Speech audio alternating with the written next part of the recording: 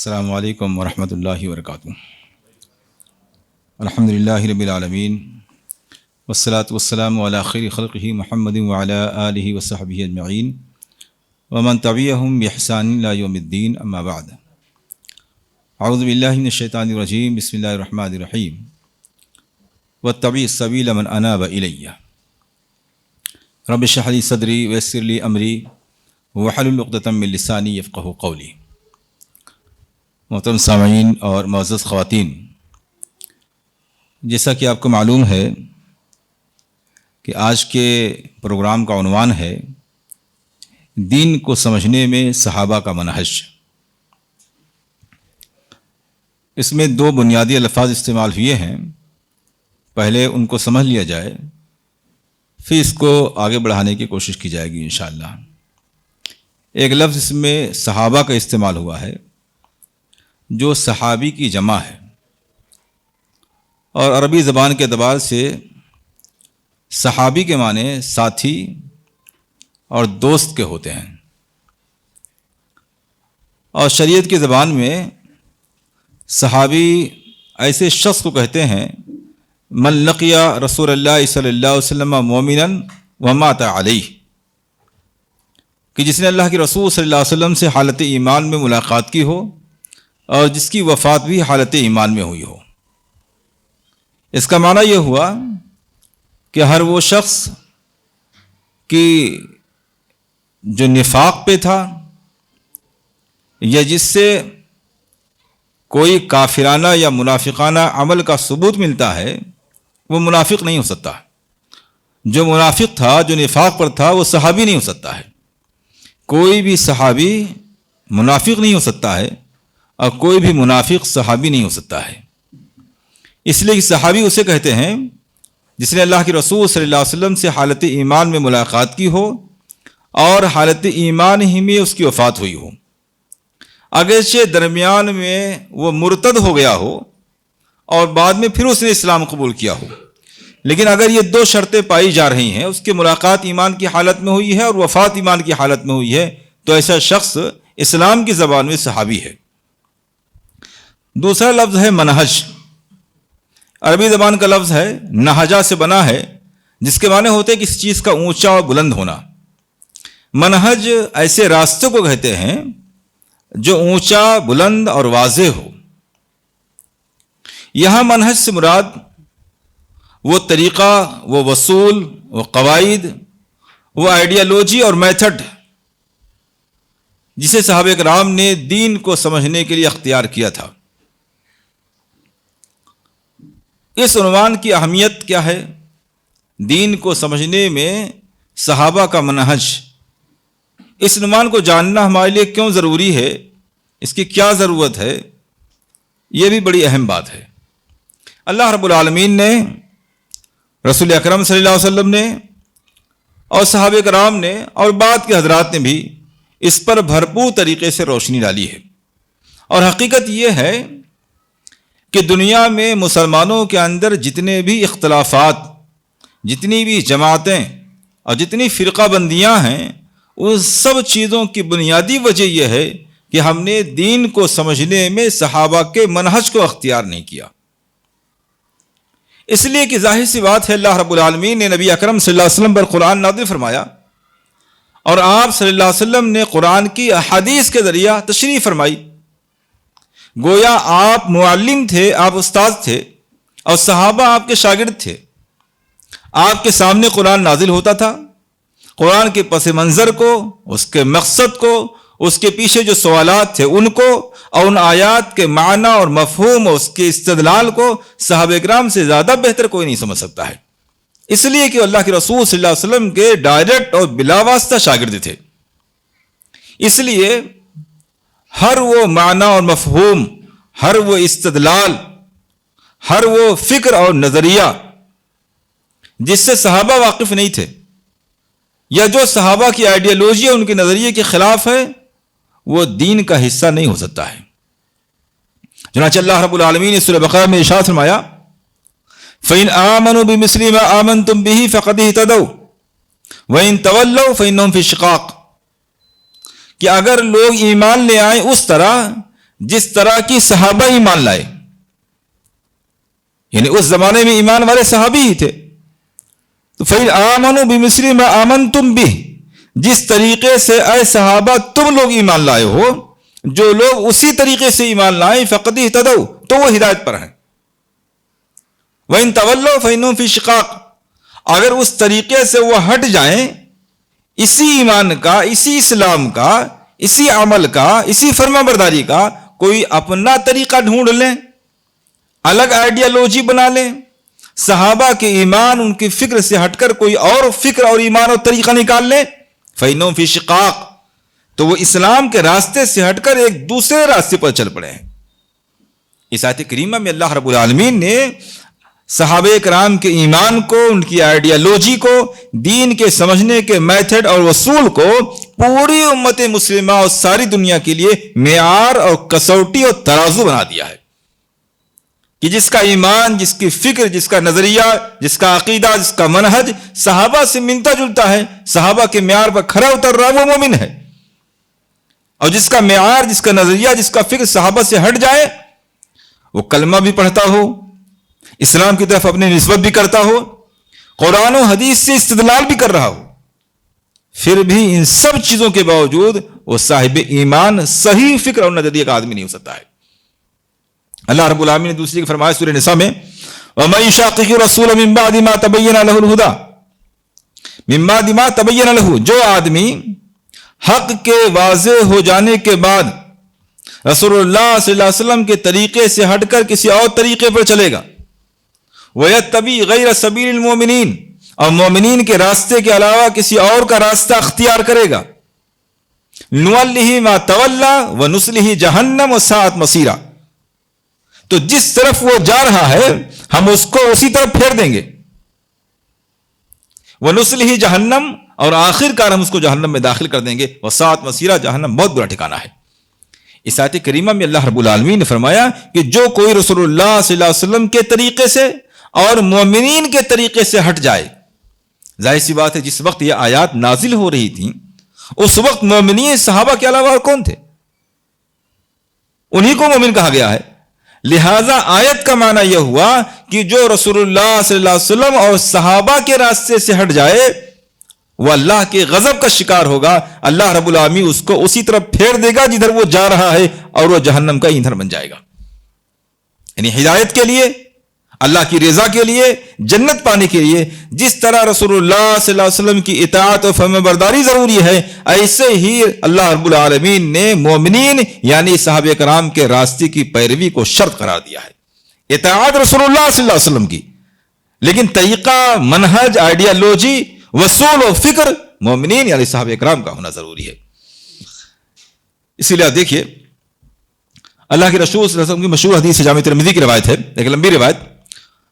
آخر میں اللہ کے رسول صلی اللہ علیہ وسلم نے ارشاد فرمایا وَتَفْتَرِقُ أُمَّتِي عَلَى 73 فرقہ، یہودی 72 فرقوں میں، 71 فرقوں میں، عیسائی 72 فرقوں میں، اور پھر آپ نے فرمایا میری امت 73 فرقوں میں بڑھ جائے گی، كُلُّهُمْ فِي النَّارِ إِلَّا وَاحِدًا، ان 73 فرقوں میں سے سارے کے سارے لوگ جہنم میں جائیں گے سوائے ایک کے. یہ کفار و مشرکین کی بات نہیں ہو رہی ہے، یہ کلمہ پڑھنے والے، اسلام کی طرف نسبت کرنے والے مسلمانوں کی بات ہو رہی ہے. آپ فرماتے ہیں یہ 73 فرقوں میں بڑھ جائیں گے اور ان میں سے صرف ایک ہی فرقہ، ایک ہی جماعت جنت میں جائے گی، باقی سب کے سب جہنم میں جائیں گے. پوچھا گیا وما ہن یا رسول اللہ، اللہ کے رسول صلی اللہ علیہ وسلم وہ کون سی ایک جماعت ہے، کون سا ایک فرقہ ہے جو جنت میں جائے گا؟ اللہ کے رسول صلی اللہ علیہ وسلم نے ارشاد فرمایا ما انا علیہ و اصحابی، وہ لوگ جو اس راستے پر چلیں گے، اس منہج کو اختیار کریں گے، اس فکر اور آئیڈیالوجی کو اختیار کریں گے جس پر میں آج ہوں اور جس پر میرے صحابہ ہیں. معلوم یہ ہوا کہ صحابہ کے فکر اور آئیڈیالوجی کو اختیار کرنا اور ان کے نظریے کے مطابق، ان کے فکر کے مطابق قرآن و حدیث کو ماننا اور رسول اللہ صلی اللہ علیہ وسلم کی اطاعت کرنا، یہ جنت میں جانے کے لیے شرط ہے. ایک روایت اور دیکھتے ہیں. علامہ ابن قیم رحمہ اللہ نے علام الموقعین میں اس کو ذکر کیا. مشہور صحابی حضرت عبداللہ بن مسعود رضی اللہ تعالیٰ عنہ، وہ کہتے ہیں من کان متعصیا فلیتعص اصحاب رسول اللہ صلی اللہ علیہ وسلم، جو آدمی کسی کے نقش قدم کی پیروی کرنا چاہتا ہو، کسی کو نمونہ اور آئیڈیا بنانا چاہتا ہو، تو اسے چاہیے کہ وہ نبی اکرم صلی اللہ علیہ وسلم کے صحابہ کو اپنے لیے نمونہ بنائے، ان کے نقش قدم کی پیروی کرے، جس طریقے سے انہوں نے قرآن و حدیث کو سمجھا تھا، دین کے تعلق سے جو ان کی فکر تھی، جو ان کا نظریہ تھا، اس کو اختیار کرے۔ فَإِنَّهُمْ كَانُوا أَبَرَّ هَذِهِ الْأُمَّةِ قُلُوبًا، اس لیے کہ وہ اس امت میں سب سے زیادہ نیک دل لوگ تھے۔ بعد کے لوگ کتنی زیادہ متقی، ولی، پرہیزگار، بزرگ کچھ بھی ہو جائیں، ایک ادنا صحابی کے علم اور عمل تک اور ان کے دل کی صفائی ستھرائی تک نہیں پہنچ سکتے ہیں۔ ابر هذه الامه قلوبا، اس امت میں سب سے زیادہ نیک دل لوگ تھے۔ وعمقها علما، سب سے زیادہ دین کا گہرا علم رکھنے والے تھے۔ واقلها تکلفا، اور سب سے کم تکلف کرنے والے تھے۔ واقومها هديا، اور سب سے زیادہ مضبوط ہدایت اور سیدھے راستے پر چلنے والے تھے۔ واحسنها حالا، اور دینی اعتبار سے سب سے بہترین حالت کے لوگ تھے۔ قوم اختارهم اللہ لصحبت نبیہ، یہ ایسی قوم کے لوگ ہیں جن کو اللہ رب العالمین نے اپنے نبی کی صحبت کے لیے، اپنے نبی کے ساتھ رہنے کے لیے سلیکٹ کیا تھا، منتخب کیا تھا۔ وہ اقامت دین ہی، اپنے دین کو قائم کرنے کے لیے منتخب کیا تھا۔ فَعَارِفُ لَهُمْ فَضْلَهُمْ، اس لیے ان کے فضل کا، ان کی فضیلتوں کا اعتراف کرو۔ وَاتَّبِعُوا فِي آثَارِهِمْ، اور ان کے نقش قدم کی پیروی کرو۔ فَإِنَّهُمْ كَانُوا عَلَى الْهُدَى الْمُسْتَقِيمِ، اس لیے کہ وہ سیدھے راستے پر تھے۔ حضرت عبداللہ بن مسعود رضی اللہ تعالیٰ عنہ نے اپنے اس قول میں صحابہ کرام کے نقش قدم کی پیروی کا حکم دیا، اور اس کی وجہ بیان فرمائی کہ دنیا کے تمام مسلمانوں میں صحابہ ایمان کے لحاظ سے، دل کے لحاظ سے، عمل کے لحاظ سے، اخلاق کے لحاظ سے، دین پر عمل کرنے کے لحاظ سے سب سے اعلیٰ اور فائق اور برتر تھے۔ ان سے بڑھ کر کوئی نہیں ہو سکتا ہے، نہ ان سے زیادہ دین کو کوئی سمجھنے والا ہو سکتا ہے، نہ ان سے زیادہ صحیح طریقے سے دین پہ کوئی چلنے والا ہو سکتا ہے، نہ ان سے زیادہ نبی اکرم صلی اللہ علیہ وسلم سے کوئی محبت کرنے والا ہو سکتا ہے۔ کسی بھی دینی معاملے میں صحابہ سے بڑھ کر کوئی دوسرا نہیں ہو سکتا ہے۔ اس لیے اگر کوئی کسی امتی کے نقش قدم کو پکڑنا چاہتا ہے، کسی امتی کی فکر کو لینا چاہتا ہے، تو صحابہ کرام کی آئیڈیالوجی کو دیکھے، ان کے فکر کو دیکھے، ان کے نظریے کو دیکھے کہ دین کو انہوں نے کس طریقے سے سمجھا تھا۔ اور اسی لیے یہ بات بڑی تفصیلی ہے، میں ایک بات اور اس حوالے سے ذکر کروں کہ کیا اہمیت ہے صحابہ کرام کے نقش قدم کی، ان کے فکر کی، ان کے استدلال کی، دین کے سمجھنے کی کیا اہمیت ہے۔ 3 صدی کے محدث ہیں عبداللہ بن داؤد رحمہ اللہ، وہ لکھتے ہیں واللہ لو بلغنا ان القوم لم يزيدوا في الوضوء على غسل الاظفار، اللہ کی قسم اگر ہمیں یقین کے ساتھ معلوم ہو جائے کہ صحابہ کرام وضو کرنے میں صرف اپنے ناخن دھلا کرتے تھے، نہ ہاتھ دھلتے تھے، نہ چہرہ دھلتے تھے، نہ سر کا کوئی مسح ہوتا تھا، نہ پیر دھلتے تھے، نہ کلی، نہ ناک میں پانی ڈالنا، کوئی کام نہیں کرتے تھے، ہمیں معلوم ہو جائے کہ تمام صحابہ کرام وضو کرتے وقت صرف ناخن دھل لیا کرتے تھے، تو ہم اس سے زیادہ وضو میں کچھ نہیں کریں گے۔ یہ قول اصل میں یہ سمجھانے کے لیے ہے کہ کسی بھی مسئلے سے متعلق اگر واضح آیت اور حدیث بھی موجود ہو، جیسا کہ وضو کے تعلق سے بالکل واضح آیت ہے اور بہت زیادہ متواتر کے درجے تک احادیث پہنچی ہوئی ہے، اس سے ہم کو معلوم ہے کہ وضو کرنے والے، نماز پڑھنے والے آدمی کے لیے ضروری کہ وضو کرے، اور وضو کرنے کا پورا طریقہ بتایا گیا، قرآن کے اندر بتایا گیا، حدیث کے اندر بتایا گیا، وضو نہیں کر سکتا ہے تیمم کا طریقہ بتایا گیا، سارے طریقے بالکل واضح ہیں، امت میں بالکل رائج ہیں، کوئی دو رائے نہیں اس میں۔ لیکن کہتے ہیں ان سب چیزوں کے باوجود اگر ہمیں یہ یقینی بات معلوم ہو جائے کہ صحابہ وضو کرتے وقت صرف اپنے ناخن دھلا کرتے تھے، کچھ نہیں کرتے تھے، تو ہم بھی وضو میں صرف ناخن دھلیں گے، کوئی کام نہیں کریں گے، حالانکہ اس کے خلاف قرآن کی آیت موجود ہے، حدیث موجود ہے، نہ آیت پہ عمل کریں گے نہ حدیث پہ عمل کریں گے، صرف ناخن دھلیں گے۔ ایسا کیوں؟ اس لیے کہ یہ ممکن ہی نہیں ہے کہ کسی حکم سے متعلق واضح آیات اور احادیث موجود ہوں اور لاکھوں کی تعداد میں صحابہ موجود ہوں، ان میں سے کوئی اس کو اختیار نہ کرے۔ جیسے ہم دیکھتے ہیں کہ وضو سے متعلق آیات موجود ہیں، احادیث موجود ہیں، یہ ساری باتیں صحابہ کے درمیان ہوں اور صحابہ میں سے کوئی اس پر عمل نہ کرے، سارے لوگ صرف ناخن دھل کے نماز پڑھنے لگے، کیا یہ ممکن ہے؟ اگر مان لیا جائے تھوڑی دیر کے لیے کہ ایسا ہوتا تھا تو یہ اس بات کی پہچان ہے کہ یا تو اس آیت کا حدیث کا ہم معنی نہیں سمجھ رہے ہیں یا یہ حکم پہلے کا تھا منسوخ ہو گیا. ورنہ یہ کیسے ہو سکتا ہے کہ واضح آیات موجود ہوں, واضح حدیث موجود ہوں اور لاکھوں کی تعداد میں صحابہ ہوں اور کسی کے سمجھ میں نہ آئے, کوئی اس کو اختیار نہ کرے, سب اس کے خلاف چلیں, یہ ممکن ہی نہیں ہے. اسی لیے کہتے ہیں اگر صحابہ نے کسی آیت سے کسی حدیث سے کچھ استدلال کیا ہے, صحابہ کو کوئی عمل تواتر کے ساتھ ہم کو مل رہا ہے تو وہ ایک اجماع کی حیثیت رکھتا ہے. اس کے مقابلے میں اگر آج کوئی آیت بھی پیش کرتا ہے, حدیث بھی پیش کرتا ہے اور اس کے ذریعہ استدلال کر کے صحابہ کے فکر اور عمل کے خلاف کوئی مسئلہ نکالنے کی کوشش کرتا ہے تو مسئلہ باطل سمجھا جائے گا, اگرچہ استدلال کرنے والا قرآن و حدیث کا ریفرنس کیوں نہ دے رہا ہو. اگر معلوم ہو جائے کہ صحابہ کا نظریہ اس کے خلاف تھا, صحابہ اس کو نہیں مانتے تھے, اور آج کوئی آدمی قرآن و حدیث کے حوالے سے بھی کوئی بات کہتا ہے, وہ بات معتبر نہیں ہوگی. اس لیے کہ ممکن ہی نہیں ہے کہ قرآن کی کوئی آیت ہو, کوئی حدیث ہو, رسول اللہ صلی اللہ علیہ وسلم کی کوئی سنت ہو اور صحابہ میں سے کوئی اس کو اختیار کرنے والا نہ ہو. یہ نہیں ہو سکتا ہے. اگر کوئی اس کو اختیار کرنے والا نہیں ہے تو اس کا معنی یہ ہے کہ یا تو وہ حدیث صحیح نہیں ہے, یا تو آیت کا وہ معنی نہیں جو ہم سمجھ رہے ہیں, یا وہ آیت اور حدیث منسوخ ہو چکی ہے, پہلے کی بات تھی. یہ صحابہ کرام کے فکر اور ان کے منہج کی اہمیت ہے. عنوان ہے دین کو سمجھنے میں صحابہ کا منہج. صحابہ نے دین کو کیسے سمجھا تھا, یہ ایک بہت وسیع اور بہت بڑا ٹاپک ہے, لیکن میں اس کو مختصر کرتا ہوں 3 پوائنٹ میں. صحابہ نے دین کو کیسے سمجھا تھا اس کے 3 پوائنٹ میں رکھتا ہوں آپ کے سامنے. پہلی چیز کیا ہے, صحابہ کرام پورے کے پورے دین کو فالو کرنے والے تھے. وہ دین کے بعض حصے کو اختیار کرنے والے اور بعض دوسرے حصے کو چھوڑنے والے نہیں تھے. ایک وصول ان کا یہ تھا, اس لیے کہ اللہ رب العالمین نے اسی بات کا حکم دیا تھا. مثال کے طور پر چند آیات دیکھتے ہیں. اللہ رب العالمین سورہ بقرہ 208 میں فرماتا ہے, یا ایھا الذین آمنوا ادخلوا فی السلم کافۃ ولا تتبعوا خطوات الشیطان انہ لکم عدو مبین. اے ایمان والو, پورے کے پورے طور پر اسلام میں داخل ہو جاؤ. پورے کے پورے طور پر اسلام میں داخل ہونے کا معنی کیا ہے, بعض احکام کو اختیار کرنا, بعض احکام کو چھوڑنا نہ ہو, بلکہ ہر معاملے میں اسلام کو پورے طور پر اختیار کیا جائے. ولا تتبعوا خطوات الشیطان, اور شیطان کے نقش قدم کی پیروی نہ کرو. شیطان کے نقش قدم کی پیروی یہ ہے کہ ایک انسان کلمہ بھی پڑھے, فرما برداری کا دم بھی بھرے, اور جب عمل کی باری آئے تو اپنے مطلب, اپنے مقصد, اپنے نفع, اپنے نقصان کو سامنے رکھ کر اس کے مطابق بعض احکام کو فالو کرے اور بعض دوسرے احکام کو چھوڑ دے.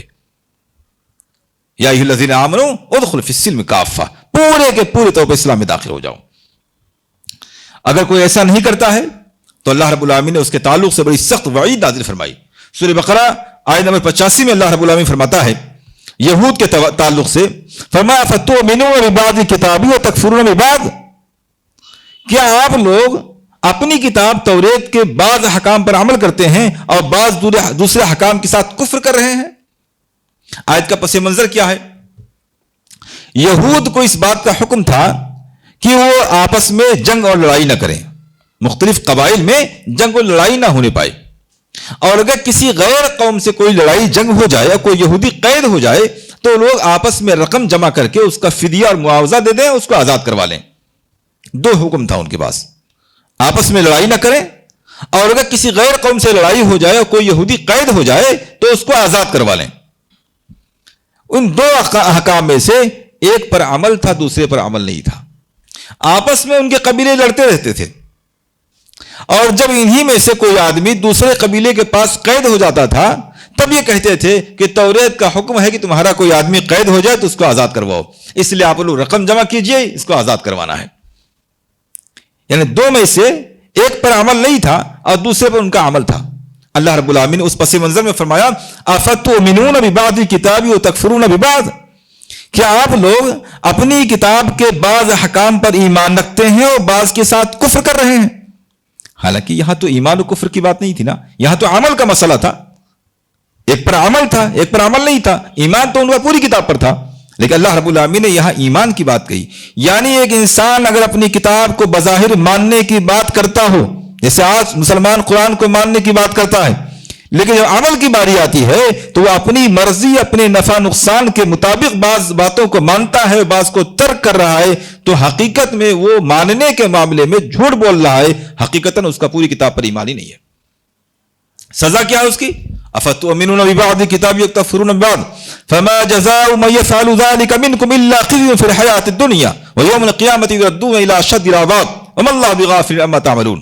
جو کوئی بھی تم ایسا کرے گا تو سوائے اس کی کوئی سزا نہیں ہے کہ اسے دنیا میں ذلیل و رسوا کر دیا جائے گا اور قیامت کے دن اسے سخت عذاب کی طرف واپس کر دیا جائے گا اور اللہ رب العالمین تمہارے اعمال سے غافل نہیں ہے. دو سزائیں، دنیا میں ذلت اور آخرت کا سخت عذاب. کس کے لیے؟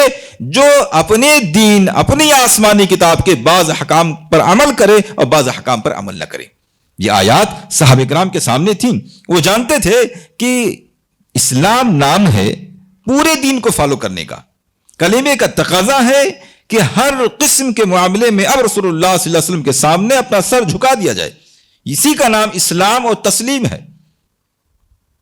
اسی لیے آپ دیکھیے، چاہے عقائد کے معاملات ہوں، عبادات کے معاملات ہوں، اخلاق ہو یا آپسی لین دین کے معاملات ہوں، کوئی معاملہ ایسا نہیں ہے جس میں صحابہ نے اپنی پسند کے مطابق بعض چیزوں کو چوز کر لیا ہو اور بعض دوسری چیزوں کو چھوڑ دیا ہو، بلکہ ہر معاملے میں انہوں نے آمنا و صدقنا کر کے اپنا سر جھکا لیا. گردن کٹوانے کی باری آ جائے تب بھی آمنا و صدقنا، اپنے کے گردن کاٹنے کی باری آئے تب بھی آمنا و صدقنا، مال خرچ کرنے کی باری آ جائے تب بھی، گھر چھوڑنے کی باری آ جائے تب بھی، اخلاق کی، کردار کی، معاشرت کی جس قسم کی تعلیم ان کے سامنے آئی، کبھی ایسا نہ ہوا کہ انہوں نے یہ کہا ہو کہ اس معاملے میں تو ہمارا نقصان نظر آ رہا ہے، اس کو چھوڑ دیں گے، دوسرے پر عمل کریں گے. نفع نقصان جس قسم کی چیز ان کے سامنے ہو انہوں نے فوراً آمنا و صدقنا کہا. اللہ کے رسول صلی اللہ علیہ وسلم مدینہ میں تشریف لاتے ہیں. آپ صلی اللہ علیہ وسلم نے دیکھا کہ یہ مدینہ کے جو لوگ کھجور کا باغ لگا رہے ہیں، اس کی کھیتی کر رہے ہیں، ان کی کھیتی کرنے کا ایک طریقہ ہے جس کو تعبیر نخلا کہتے ہیں. یعنی نر اور مادہ دو قسم کے گابھا کو ملاتے تھے، ایک طریقہ تھا ان کا، اور آج بھی یہ طریقہ چل رہا ہے کھجور کی کھیتی کا، جس کو عربی میں تعبیر نخلا کہتے ہیں. اللہ کے رسول صلی اللہ علیہ وسلم دیکھا تو کہا آپ لوگ ایسا نہ کرتے تو اچھا ہوتا. آپ نے کوئی آرڈر اور حکم بھی نہیں دیا، اپنی پسند ظاہر فرمائی تھی، ایسا نہ کرتے تو اچھا ہوتا.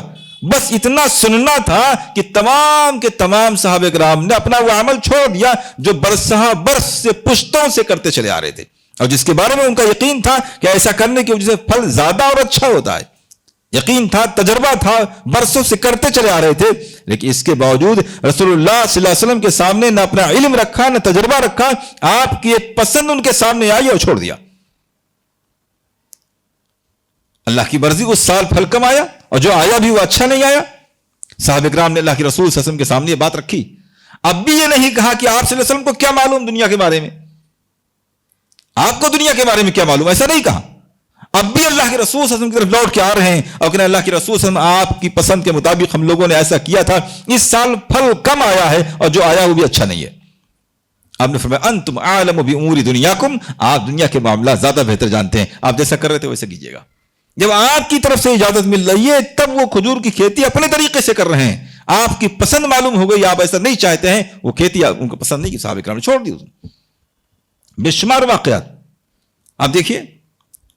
سنن نبی داؤد کی روایت ہے، اللہ کے رسول صلی اللہ علیہ وسلم نماز پڑھا رہے ہیں، نماز کے دوران آپ صلی اللہ علیہ وسلم نے اپنی جوتی نکال دی.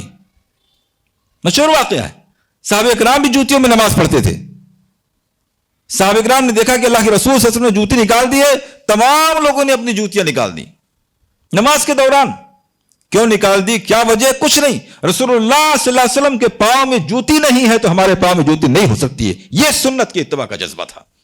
آپ نے نکال دیا، ہمیں معلوم ہوگا کہ آپ پہنے ہوئے تھے، نکال دیا آپ نے، تو وجہ کچھ بھی ہو مجھے یہ نہیں معلوم، آپ نے نکال دیا ہے تو پھر ہمیں بھی نکالنا ہوگا. سب نے نکال دیا. آپ صلی اللہ علیہ وسلم نماز سے فارغ ہوئے، آپ نے پوچھا آپ لوگوں نے جوتیاں کیوں نکال دی؟ کہا اللہ کے رسول ہم تو آپ کے متبع ہیں، ہم نے دیکھا کہ آپ نے جوتیاں نکال دی، ہم نے بھی نکال دی. کہا بھائی بات یہ نہیں ہے، ہمارے جوتے میں کچھ گندگی لگی ہوئی تھی، جبریل امین نے ہم کو بتایا، ہم نے جوتی نکال دی تھی، آپ کو نکالنے کی ضرورت نہیں تھی. اس سے کوئی غرض نہیں کہ وجہ کیا ہے. صحابہ نے دیکھا کہ رسول اللہ صلی اللہ علیہ وسلم کے پاؤں میں جوتی نہیں، آپ نے نکال دیا، وہ آپ کی اتباع کا حصہ سمجھ کر کے فوراً نماز کے دوران نکال دیا ان لوگوں نے. حضرت عبداللہ بن مسعود مشہور واقعہ ہے، اللہ کے رسول صلی اللہ علیہ وسلم منبر پر تشریف لے جاتے ہیں اور لوگوں سے کہتے ہیں اجلسوا، اپنے اپنی جگہوں پہ بیٹھ جاؤ. حضرت عبداللہ بن مسعود رضی اللہ تعالیٰ بھی آ رہے تھے، مسجد میں داخل بھی نہیں ہوئے تھے. انہوں نے اللہ کے رسول صلی اللہ علیہ وسلم کا یہ جملہ سنا کہ آپ کے منہ سے نکلنا ہے بیٹھ جاؤ، اندر قدم رکھنے کی جرات نہ فرمائی. اندر مسجد میں داخل نہیں ہوئے، جہاں ان کے کانوں میں آواز گئی کہ رسول اللہ صلی اللہ علیہ وسلم فرمایا اجلسوا، بیٹھ جاؤ، وہ وہیں پر بیٹھ گئے، جہاں کہہ دیا گیا وہیں بیٹھ گئے۔ اللہ کے رسول نے دیکھا، آپ نے فرمایا اندر آ جاؤ، تعال، اندر آ جائیے۔ یہ صحابہ کا جذبہ تھا، عمل کرنے کا یہ جذبہ تھا کہ اللہ کے رسول سے سنا فوراً آمنا وصدقنا۔ حضرت عبداللہ بن عمر ہیں، حضرت عمر کے بیٹے، اللہ کے رسول صلی اللہ علیہ وسلم کی حدیث سنائی اپنے بیٹے کو، لا تمنعوا اماء اللہ المساجد، یہ اللہ کی بندی اگر مسجد جانا چاہیں تو منع نہ کیا کرو۔ مگر ان کے بیٹے نوجوان تھے، غیرت غالب تھی، اور کہنے لگے ہم تو ان کو منع کریں گے۔ اتنا سننا تھا کہ حضرت عبداللہ بن عمر رضی اللہ تعالیٰ عنہ اتنے غضبناک ہوئے، سخت غضبناک، اور بعد دوسری روایات میں آتا ہے کہ ایسا برا بھلا ان کو کہا کہ اس طرح برا بھلا اور سخت جملہ بولتے ہوئے کبھی ان سے سنا نہیں گیا تھا۔ اب کہنے لگے میں تم سے رسول اللہ صلی اللہ علیہ وسلم کی حدیث بیان کر رہا ہوں اور تم کہہ رہے ہو نہیں ہم منع کریں گے۔ یہ رسول اللہ صلی اللہ علیہ وسلم کے صحابہ کا طریقہ تھا کہ کوئی حدیث سامنے آ جائے، کوئی بات سامنے آ جائے، غیرت، عقل، شعور، سمجھ بوجھ، ساری چیزیں ایک طرف، رسول اللہ صلی اللہ علیہ وسلم کا فرمان ایک طرف، تمام قسم کے معاملات میں۔ اسی طرح آپ حضرت انس کی روایت دیکھیے، شراب عرب والوں کی گھٹی میں تھا، اس کے رسی اور عادی تھے۔ حضرت انس کہہ رہے ہیں حضرت ابو طلحہ رضی اللہ تعالیٰ عنہ کے گھر میں شراب کا دور چل رہا ہے، لوگ بیٹھے ہوئے ہیں، میں شراب پلا رہا تھا، اس وقت جائز تھا، شراب حلال تھا، لوگ پیتے تھے۔ ایک اعلان کرنے والا وہاں سے نکلتا ہے اور کہتا ہے کہ شراب حرام کر دیا گیا۔ بس اس ایک اعلان کا سننا ہے، ہاتھوں میں لوگوں کے جام ہے، لوگ شراب کے رسیاں ہیں، کچھ پی چکے ہیں، کچھ نشے میں بھی ہوں گے، ان سب چیزوں کے باوجود ایک آواز ان کے کانوں میں پڑتی ہے کہ کوئی یہ کہہ رہا ہے کہ شراب حرام ہے۔ حضرت انس کہتے ہیں اتنا سننا تھا کہ ابو طلحہ نے کہا کہ سارے کے سارے مٹکے اور سارے جام سب باہر پھینک دو، اور مدینہ کی گلیوں میں شراب پانی کی طرح سے بہنے لگا۔ یہ ایک حکم تھا۔ مسجد قبلتین آپ نے سنا ہے نا، دو قبلے والی مسجد، کیا اس کا واقعہ ہے؟ اللہ کے رسول صلی اللہ علیہ وسلم پر عصر کی نماز سے پہلے تحویل قبلہ کا حکم نازل ہوتا ہے کہ قبلہ چینج ہو گیا ہے، اب بیت المقدس نہیں، خانہ کعبہ کو قبلہ بنا دیا گیا ہے۔ عصر کی نماز سے پہلے اللہ کے رسول صلی اللہ علیہ وسلم نے خانہ کعبہ کی طرف عصر کی نماز پڑھائی۔ ابھی اس مسجد کے لوگوں کو یہ خبر نہیں پہنچی تھی۔ عصر کی نماز پڑھ کے کچھ لوگ وہاں سے نکلے، انہوں نے دیکھا کہ یہ لوگ تو بیت المقدس کی طرف چہرہ کر کے نماز پڑھ رہے ہیں، انہیں آواز لگائی کہ قبلہ چینج کر دیا گیا، اب تو خانہ کعبہ کو قبلہ بنا دیا گیا۔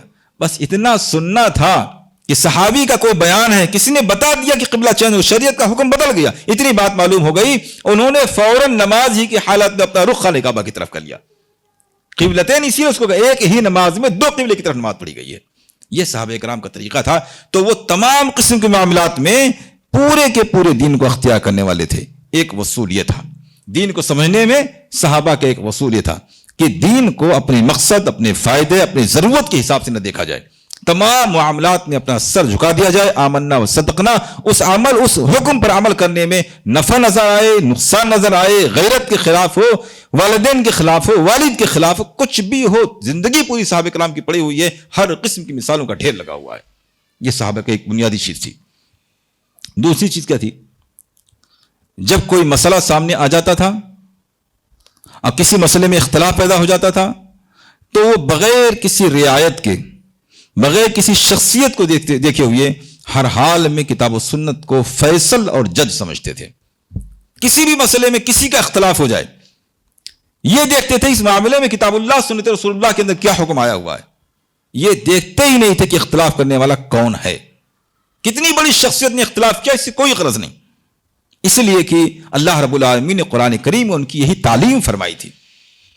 فرمایا یا ایھا الذین آمنوا اطیعوا اللہ واطیعوا الرسول واولی الامر منکم فإن تنازعتم فی شیء فردوہ الی اللہ والرسول ان کنتم تؤمنون باللہ والیوم الآخر۔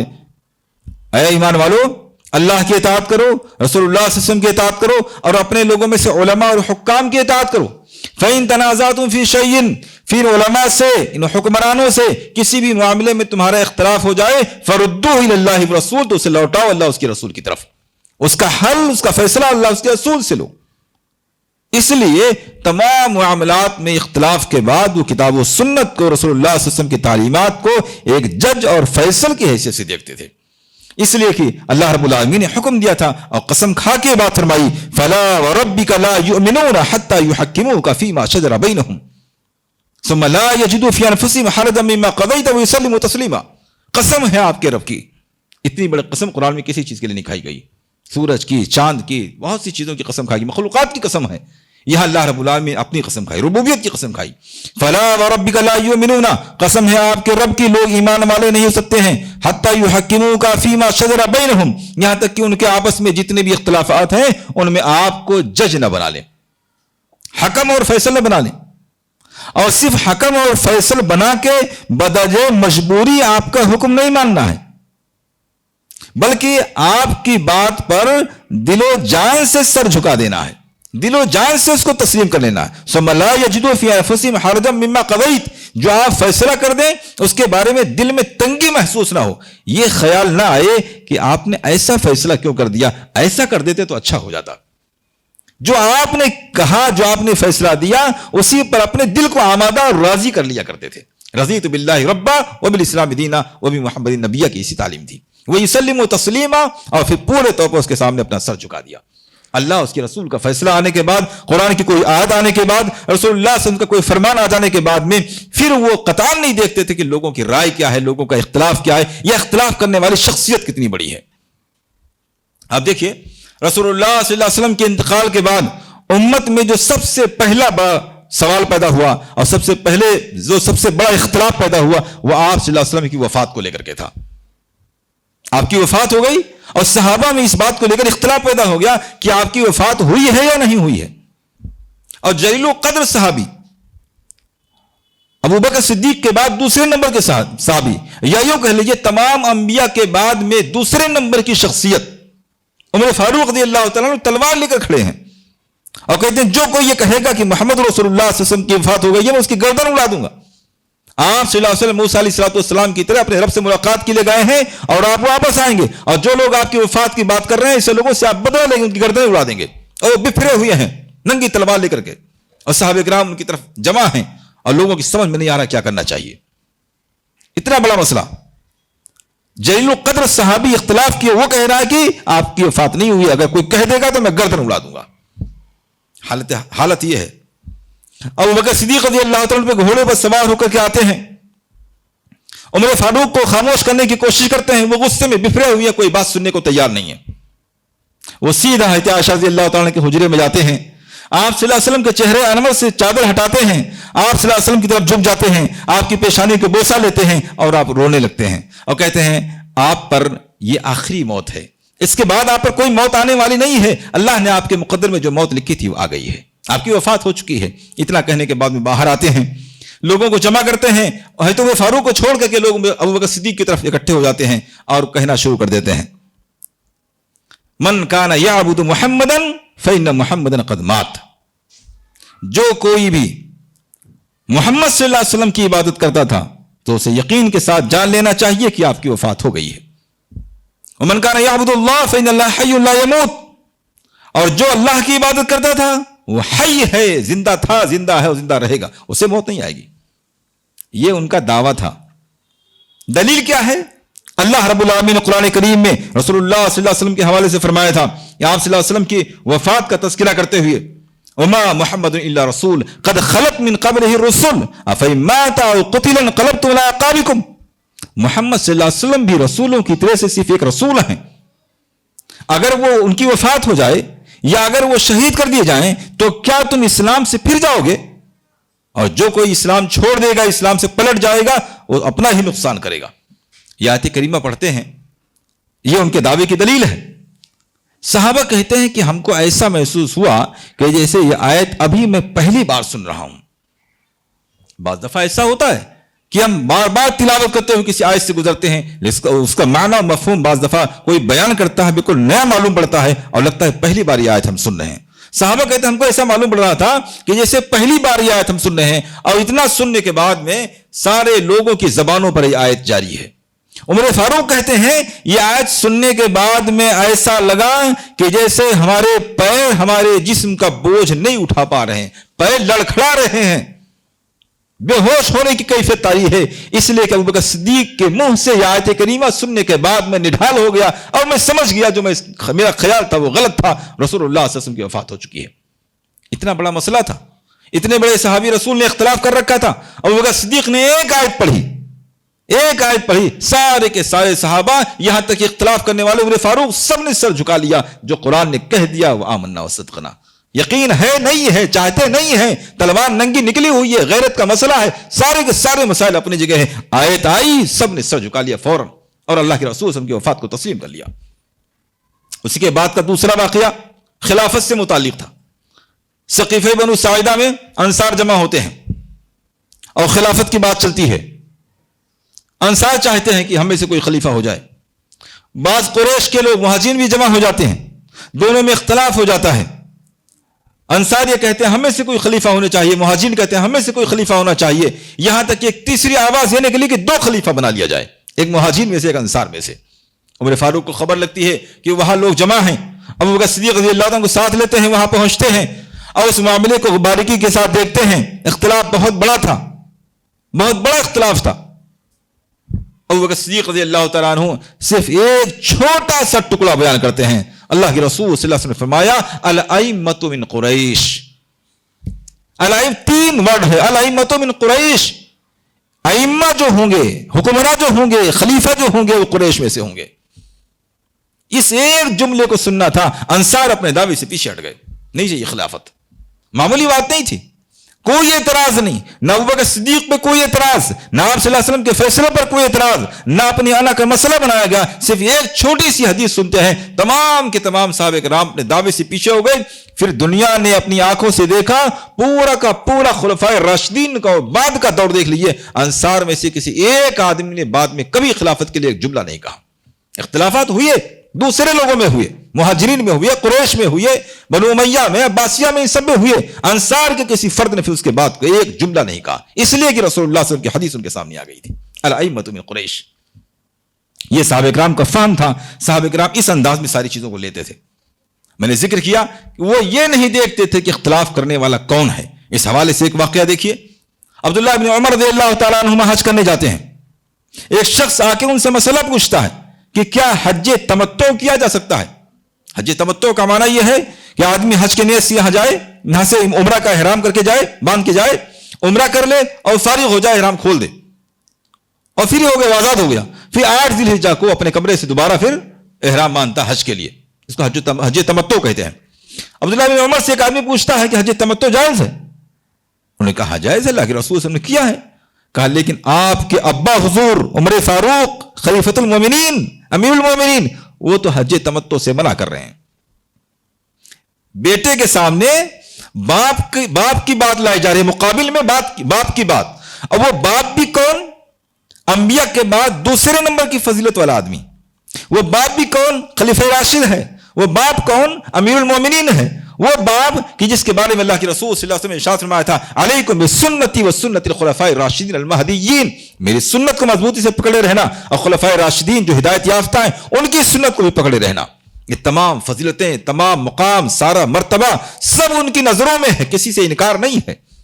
لیکن جب ان کے سامنے یہ بات آئی کہ حج تمتع رسول اللہ صلی اللہ علیہ وسلم نے کیا ہے، اس کی اجازت دی ہے، اور میرے ابا حضور کہہ رہے ہیں کہ حج تمتع نہیں کیا جائے گا، تو جو جملہ انہوں نے ارشاد کیا تھا وہ تمام اختلافی مسائل کے لیے ایک گائیڈ لائن کی حیثیت رکھتا ہے۔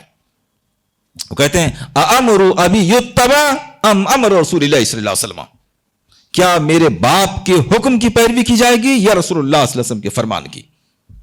سوال ہی ختم ہو گیا۔ آپ صلی اللہ علیہ وسلم کو فرمان آ جانے کے بعد میرا باپ ہو تو ہوا کرے، امیر المومنین ہوا کرے، کوئی فرق نہیں پڑتا ہے، رسول اللہ صلی اللہ علیہ وسلم کی بات سے کسی کی بات ٹکرا جائے گی، اس کی بات کسی صورت میں نہیں لی جائے گی۔ آج ہمارے بہت سے بھائی یہ کہتے ہیں ہمارے امام تو بہت قریبی کے ہیں، وہ تابعی ہیں، تبا تابعی ہیں، اور امام اعظم ہیں، وہ اتنے بڑے عالم تھے، یہ ہے وہ ہے۔ آپ عمر فاروق سے بڑھ کر کوئی تھا؟ ان سے زیادہ گہرا علم رکھنے والا کوئی تھا؟ ان سے زیادہ رسول اللہ صلی اللہ علیہ وسلم کا قریبی کوئی تھا صحابہ میں اس وقت؟ لیکن تمام چیزوں کے باوجود جب آپ کی بات رسول اللہ صلی اللہ علیہ وسلم کے بات سے ٹکرا گئی تو بیٹے نے انکار کرنے میں ذرا تعمل نہیں کیا، ذرا دیر نہ لگائی، یہ نہیں کہا کہ اچھا معلوم کر لیں گے، ان کے سامنے شاید کوئی مسئلہ ہو سکتا ہے کسی حکمت کے تحت ایسا کیا ہو۔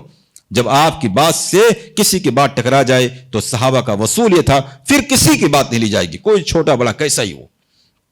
اسی لیے علامہ ابن تیمیہ رحمہ اللہ نے لکھا ہے مجموع الفتاوی میں، لکھتے ہیں فَكَانَ مِنَ الْوُصُولِ الْمُتَّفَقِ عَلَيْهَا بَيْنَ الصَّحَابَةِ وَالتَّابِعِينَ، صحابہ اور تابعین کے درمیان یہ متفق علیہ مسائل میں سے تھا، اس میں کوئی دو رائے نہیں تھی. اللہ یقبل من احد ان یعارض القرآن رایہ، کہ یہ بات کسی بھی شخص کی قبول نہیں کی جائے گی کہ قرآن کے مقابلے میں اپنی رائے لے کر کے آئے، ولا ذوقہ، اپنی پسند لے کر کے آئے، ولا معقولہ، اپنی عقل لے کر کے آئے، ولا قیاسہ، اپنا قیاس لے کر کے آئے، ولا وجدہ، اپنی وجدان اور اندرونی کیفیات لے کر کے آئے. قرآن کے مقابلے میں کوئی عقل، رائے، قیاس، پسند کچھ بھی لے کر کے آئے، کوئی بھی ہو لے کر کے آنے والا، اس کی بات کسی صورت میں قبول نہیں کی جائے گی. یہ صحابہ کرام کا بنیادی اصول تھا کہ وہ تمام قسم کے اختلافات میں قرآن و حدیث کو جج اور فیصل مانتے تھے، بغیر یہ دیکھے ہوئے کہ اختلاف کرنے والی شخصیت کتنی بڑی ہے. وہ اللہ اس کے رسول کے مقابلے میں کسی کی بات قبول نہیں کرتے تھے. یہی ائمہ کرام کی بھی تعلیمات ہے. بدقسمتی سے ائمہ کرام کی طرف نسبت کرنے والوں نے سب سے زیادہ ائمہ کی ان تعلیمات کو ٹھکرایا ہے. یہ دوسری بات تھی. تیسری بات کیا تھی؟ صحابہ کرام دین کو سمجھنے کے لیے ایک اصول رکھتے تھے. بعض آیات اور حدیث متشابہ ہیں اور بعض محکم ہیں. متشابہ کا معنی کیا ہے؟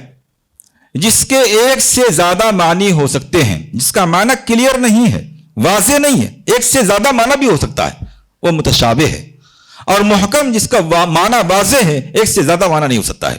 اللہ رب العالمین نے قرآن کریم میں سورہ آل عمران میں فرمایا کہ هو الذی انزل، اللہ ہی کی ذات ہے کہ جس نے آپ پر کتاب نازل کی، منہ آیات محکمات، اس کی بعض آیتیں محکم ہیں، واضح اور دو ٹوک ہیں، اس میں کوئی دو رائے نہیں ہے. جس ٹاپک پر وہ آیت ہے وہ بالکل واضح اور کلیئر ہے. ہن ام الکتاب، یہی قرآن کا مغز اور اصل ہے. قرآن کا نچوڑ یہ ہے، ان پر سارا فوکس، سارا زور ہونا چاہیے. اور انہی میں سے وَأُخَرُ مُتَشَابِهَاتٌ، اور بعض ایسی آیتیں ہیں جس کا معنی بالکل واضح نہیں ہے، اس کا ایک سے زیادہ معنی بھی بن سکتا ہے، ایک سے زیادہ معنی نکالا جا سکتا ہے، کشید کیا جا سکتا ہے، ایک سے زیادہ استدلال کیا جا سکتا ہے. وَأُخَرُ مُتَشَابِهَاتٌ فَأَمَّا الَّذِينَ فِي قُلُوبِهِمْ زَيْغٌ، تو جن کے دلوں میں نفاق ہوتا ہے، بیماری ہوتی ہے، دل پہلے سے کسی فتنے میں، کجی میں مبتلا ہوتا ہے، فَيَتَّبِعُونَ مَا تَشَابَهَ مِنْهُ، تو وہ قرآن کی متشابہ اور ڈاؤٹ فل آیات کو لیتے ہیں اور اس سے اپنے مسائل کو نکالنے کی کوشش کرتے ہیں. ابتغاء الفتنہ و ابتغاء تاویل، فتنے کی تلاش میں اور اپنے مقصد کو اس آیت سے کشید کرنے اور نکالنے کے لیے وہ ان ڈاؤٹ فل آیات کو لیتے ہیں. فَأَمَّا الَّذِينَ، لیکن وہ لوگ کہ جو اہل ایمان ہیں، کہ جن کے دلوں میں کسی طرح کی کجی اور ٹیڑھاپن نہیں ہے، وہ تمام آیات پر ایمان رکھتے ہوئے محکم آیات کے ذریعہ مسائل کو لیتے ہیں اور متشابہ کو اللہ کے حوالے چھوڑ دیتے ہیں. اللہ رب العالمین نے سورہ آل عمران کی آیت کریمہ میں ایک اصول بیان کیا ہے. قرآن اور احادیث دو قسم کی ہیں. قرآن کی آیات اور احادیث دو قسم کی ہیں، ایک متشابہ، ایک محکم. ایک وہ کہ جن کا معنی بالکل واضح اور کلیئر نہیں ہے، اس میں دو رائے بن سکتی ہے، ان سے اختلاف ہو سکتا ہے. بعض وہ آیات اور حدیث ہیں جو بالکل واضح اور کلیئر ہیں. صحابہ کا طریقہ کیا تھا؟ وہ کسی بھی ٹاپک کو سمجھنے کے لیے اس ٹاپک سے متعلق تمام احادیث اور آیات پر غور کرتے تھے. بعض آیات اور بعض احادیث سے وہ مسائل کو نہیں لیتے تھے. پھر وہ یہ دیکھتے تھے کہ اس ٹاپک پر تمام آیات اور احادیث کو جمع کرنے کے بعد کون سی آیات اور احادیث ایسی ہیں جو اس ٹاپک کو بہت کلیئر طریقے سے بیان کر رہی ہیں، جس میں کوئی دو رائے نہیں، بالکل صاف لفظوں میں کون سی آیات بیان کر رہی ہیں، اور کون سی آیات اور احادیث ایسی ہیں کہ جن میں اس مسئلے کو صاف طریقے سے نہیں بیان کیا گیا ہے، بلکہ اس میں دو تین مسائل نکل سکتے ہیں، اس میں اختلاف ہو سکتا ہے. ان دونوں کو الگ الگ کرتے تھے. واضح آیات و حدیث کو، اس ٹاپک کی واضح آیات و حدیث کو ایک طرف، اور اسی ٹاپک کی مشتبہ اور ڈاؤٹ فل آیات کو ایک طرف کرتے تھے. پھر وہ ان محکم اور دو رائے آیات جو ہوتی تھیں، احکام ہوتے تھے، ان سے مسائل کو لیتے تھے، مسائل کو ان محکم آیات سے نکالتے تھے.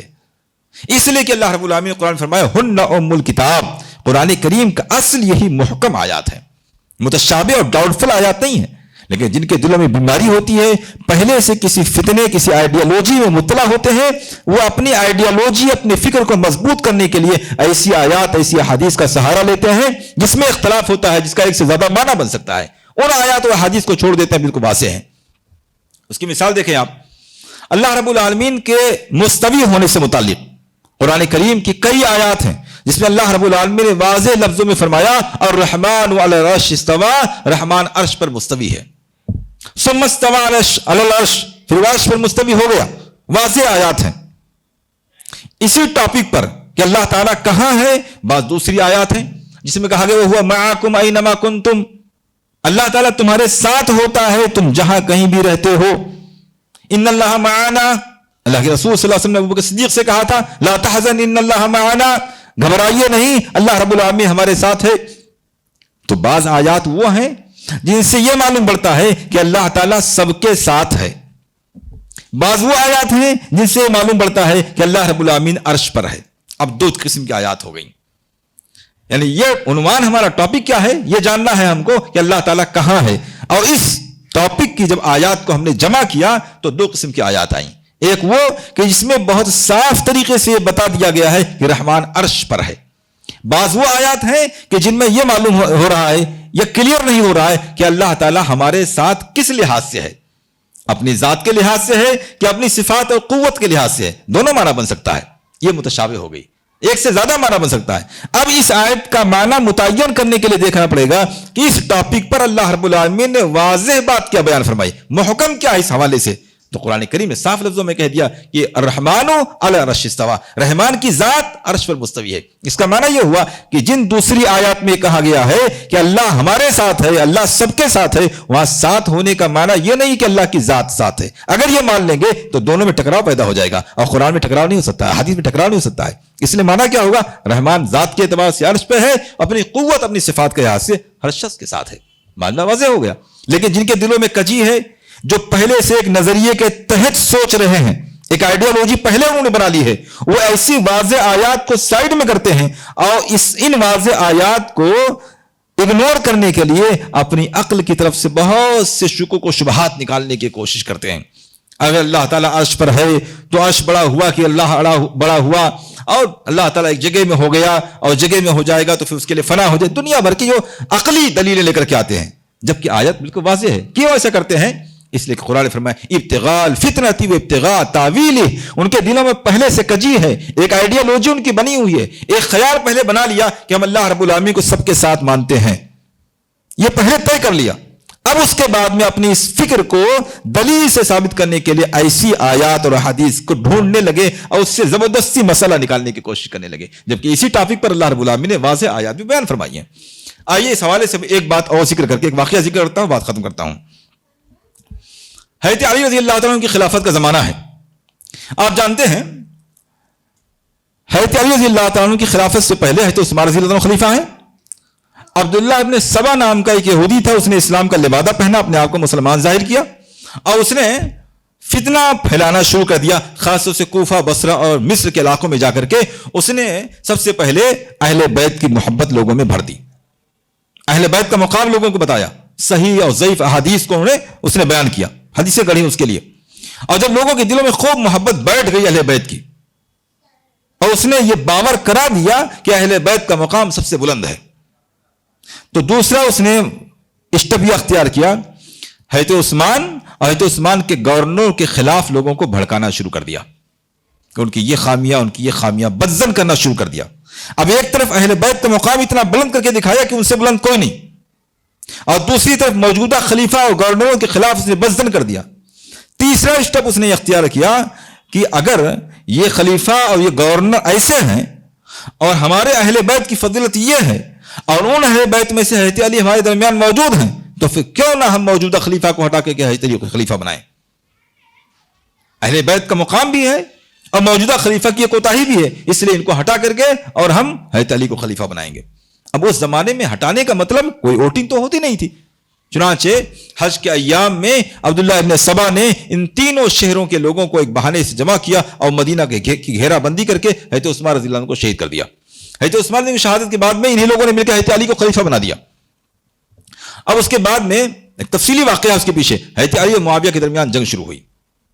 جنگ کا ٹاپک یہ تھا، حضرت علی کہتے، حضرت معاویہ کہتے تھے حضرت عثمان میرے رشتہ دار ہیں، جنہوں نے قتل کیا ہے وہ آپ کے ساتھ ہیں، آپ ان سے قصاص دلوائیے، ان کا بدلہ دلوائیے، ہم آپ کو خلیفہ ماننے کے لیے تیار ہیں. حضرت علی کی رائے یہ تھی کہ پہلے آپ میری خلافت مان لیجئے، بیعت کیجئے، اس کے بعد دیکھا جائے گا. ابھی حالات ایسے نہیں، جب حالات اچھے ہوں گے تو دیکھا جائے گا. حضرت معاویہ کہتے تھے ہمارے پاس طاقت ہے، اگر آپ اجازت دیں میں طاقت لے کر کے فوج لے کر کے آؤں، آپ کمزور نہ سمجھیں ہم لوگوں کو، اور پہلے ان لوگوں سے قصاص دلوائیے، ہم آپ پر بیعت کرنے کو تیار ہیں. دونوں کی اپنی اپنی رائے تھی، دونوں اپنی رائے پر اڑے ہوئے تھے. اختلاف پیدا ہو گیا، جنگ ہوئی، واقعی صفین پیش آیا. صفین ابھی ختم بھی نہ ہونے پایا تھا کہ حضرت عمرو بن عاص رضی اللہ تعالیٰ عنہ نے حضرت معاویہ کو مشورہ دیا کہ ایک آدمی کو قرآن دے کر کے بھیجیے حضرت علی رضی اللہ تعالیٰ کے پاس، اور ان سے کہیے ہم جنگ نہیں چاہتے ہیں، یہ قرآن جو فیصلہ کر دے گا ہم مان لیں گے. حضرت علی نے کہا ہم تو اس کے زیادہ حقدار ہیں، یہ جو آپ کی رائے ہے یہ انصاف پر مبنی ہے. جنگ بند کروا دیا، اور طے یہ ہوا کہ دونوں طرف سے ایک ایک حکم بنا لیا جائے، ایک میڈیٹر بنا لیا جائے، اور یہ دونوں لوگ کسی جگہ اکٹھے ہوں اور جو کچھ فیصلہ کر دیں گے دونوں طرف کے لوگوں کو ماننا پڑے گا. یہ ہوتا ہے تمام معاملات میں.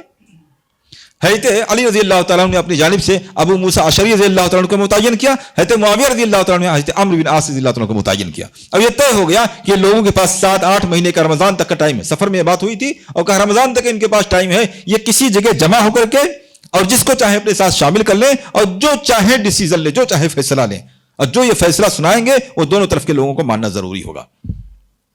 اب ظاہر سی بات ہے اگر یہ اتحاد ہو جاتا تو سب سے زیادہ نقصان ان لوگوں کا ہونے والا تھا جو حضرت علی کے ساتھ تھے، جنہوں نے حضرت عثمان کو قتل کیا تھا. وہ سمجھتے تھے کہ اتحاد ہونے کا مطلب یہ ہوگا کہ سب سے پہلے ہماری گردن کٹے گی.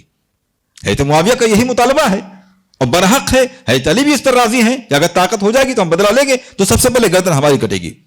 اس لیے ان لوگوں نے قرآن کی چند آیات کو بہانہ بنا کر کے حضرت علی رضی اللہ تعالیٰ عنہ سے کنارہ کشی اختیار کر لی. کیا کہا کہ اب چونکہ ان لوگوں نے قرآن کے علاوہ اللہ کے علاوہ رسول اللہ کے علاوہ عام لوگوں میں سے 2 آدمیوں کو جج بنا لیا، حکم بنا لیا ہے، اس لیے اب یہ دونوں طرف کے لوگ کافر ہیں. حضرت معاویہ ان کے تمام ساتھی، حضرت علی ان کے تمام ساتھی، سب کے سب کافر ہیں. اور یہ کہہ کر کے 6000 لوگ حضرت علی رضی اللہ تعالیٰ کے پاس سے نکل کر کے حرورہ نام کی جگہ پر جا کر کے جمع ہو گئے. اسی لیے ان کو خوارج اور حروریہ کہا جاتا ہے. یہ خوارج 6000 جا کر کے حرورہ نام کی جگہ پر جمع ہو گئے اور دونوں طرف کے لوگوں کو کافر اور دونوں کے خون کو حلال سمجھنے لگے لوگ. میں ٹاپک پہ آ رہا ہوں. حضرت عبداللہ بن مسعود، حضرت عبداللہ بن عباس رضی اللہ تعالیٰ عنہ، اللہ کے رسول ان کے چچیرے بھائی ہیں، انہوں نے حضرت علی سے کہا کہ آج ظہر کی نماز ذرا تاخیر سے پڑھیے گا، ذرا ٹھنڈی کر کے پڑھیے گا، میں چاہتا ہوں کہ آپ مجھے اجازت دیں، میں ان خوارج سے ذرا بات کر کے آتا ہوں، ان کو سمجھانے کی کوشش کرتا ہوں. حضرت علی نے کہا مجھے آپ کی جان کا خطرہ ہے. کہا آپ گھبرائیے نہیں، مجھے اجازت دیجیے. اجازت مل گئی. بہترین قسم کا جوڑا پہنتے ہیں اور جاتے ہیں. وہ لوگ قیلولہ کر رہے ہوتے ہیں، ان کو جمع کرتے ہیں، ان کو وہ استقبال کرتے ہیں، حضرت عبداللہ بن عباس کا استقبال کرتے ہیں. اب پہنچتے ہی اعتراض کرتے ہیں کہ یہ اس زمانے میں آپ شاندار قسم کا جوڑا پہن کر کے آئے ہیں. انہوں نے کہا کہ اللہ کے رسول صلی اللہ علیہ وسلم کے جسم پر ہم نے اس سے زیادہ شاندار قسم کا جوڑا دیکھا تھا. یہ صحابہ کا فہم تھا. فتنے کا زمانہ ہے، جنگ کا زمانہ ہے، جو کچھ آپ چاہو کہہ لو. رسول اللہ صلی اللہ علیہ وسلم نے اپنے دور میں، وہ بھی فتنے کا دور تھا، جنگ کا دور تھا، آپ کو سکون سے ملنے بیٹھنے کا موقع نہ ملا، اس کے باوجود آپ صلی اللہ علیہ وسلم کے جسم پر میں نے اس سے زیادہ خوبصورت لباس دیکھا تھا. جواب ہو گیا. حضرت عبداللہ بن عباس کہتے ہیں یہ بتاؤ حضرت علی کے ساتھ تھے تم لوگ، چھوڑ کر کے ادھر آئے ہو، تمہارے کیا اعتراضات ہیں؟ کہا میرا 3 اعتراض ہے. 3 اعتراض. پہلا اعتراض کیا ہے؟ کہا ان لوگوں نے اللہ اور رسول اللہ کو چھوڑ کر عام آدمیوں کو، 2 لوگوں کو حکم بنا لیا، اس لیے یہ سب کے سب کافر ہیں. ان الحکم الا للہ. حکم بننا، جج بننا، فیصلہ کرنا اللہ کا پاور ہے. اور دیکھیں قرآن میں اللہ رب العالمین نے کتنے صاف لفظوں میں کہا. سورہ نساء میں اللہ رب العالمین نے آیت نمبر 44، 45 اور 47 3 آیتوں میں اس کو بیان فرمایا. وَمَن لَّمْ يَحْكُم بِمَا أَنزَلَ اللَّهُ فَأُولَٰئِكَ هُمُ الْكَافِرُونَ. اور اللہ کی نازل کی ہوئی کتاب کے مطابق جو فیصلہ نہ کرے وہ کافر ہیں.